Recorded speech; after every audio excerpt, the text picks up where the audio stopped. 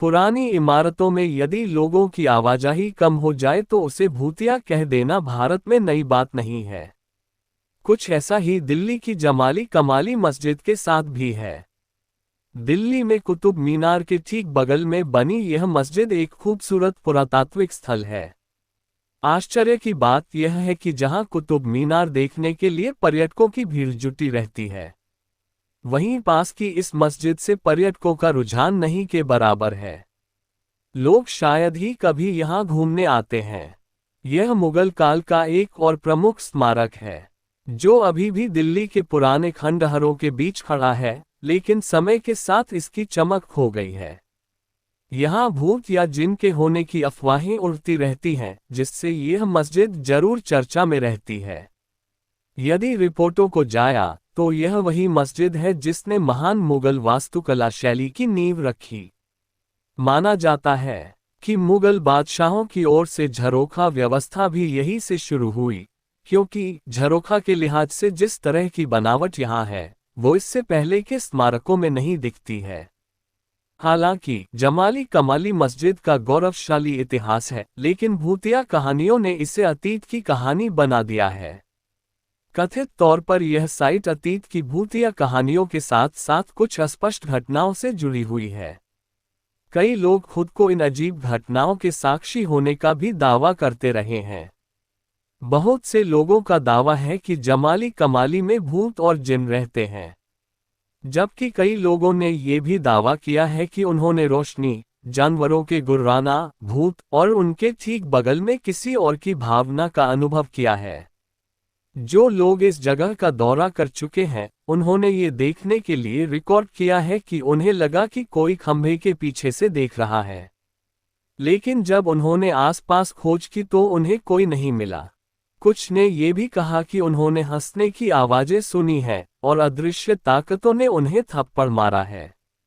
हालांकि रिकॉर्ड के अनुसार ड्यूटी पर मौजूद एक सुरक्षा गार्ड से जब इस मामले में पूछताछ की गई, तो उसने कहा कि वह दिन और रात दोनों समय मस्जिद में रहा था, लेकिन उसने कभी भी किसी भी तरह की असामान्य गतिविधियों को महसूस नहीं किया। साथ ही कहा कि ये सभी मनगढ़ंत कहानियां हैं। हालांकि इन अफवाहों के कारण अब सीढ़ियों के साथ साथ कब्रों पर भी ताला लगा हुआ है। यहाँ तक कि जुमे की नमाज को भी मस्जिद के भीतर प्रतिबंधित कर दिया गया है, ताकि एक समय में खूबसूरत रहे इस स्मारक में जो कुछ बचा है उसका संरक्षण किया जा सके। कहीं ना कहीं इन अफवाहों के कारण ही इस मस्जिद को वो तवज्जो नहीं मिल रहा है जिसका ये हकदार है।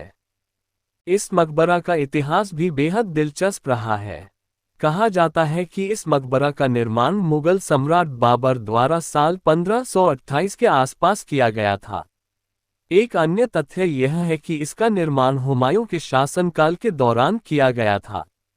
कहा जाता है कि इसी जगह फेमस सूफी हजरत जमाली अल्लाह की इबादत करते हैं और लगभग 1536 में जमाली की मृत्यु के बाद उन्हें इसी जगह दफनाया गया था।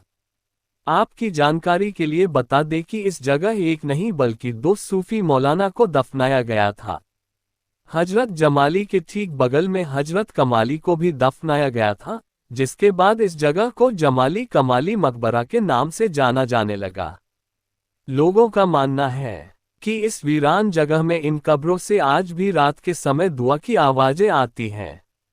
ये फेमस मकबरा कई दिलचस्प भूतिया कहानियों के लिए भी प्रसिद्ध है। लोगों की माने तो यहाँ किसी अनजान परछाई का साया है, जिसकी वजह से शाम होते ही बहुत से लोग जाने से डरते हैं।